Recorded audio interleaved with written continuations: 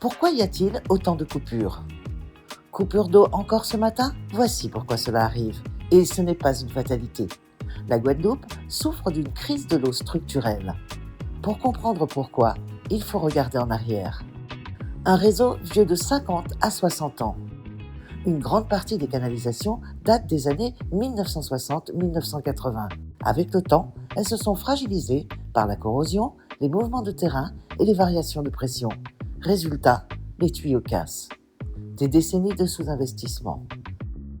Pendant longtemps, faute de pouvoir reconstruire tout le réseau, on a dû gérer les urgences, réparer la casse du moment, organiser des tours d'eau, reporter les travaux lourds, car refaire intégralement un réseau enterré, ça coûte très cher et ça prend des années. Les coupures aggravent les fuites. Mais c'est un cercle vicieux. Quand on coupe l'eau puis remet l'eau, les variations de pression créent de nouvelles fissures qui deviennent de nouvelles fuites.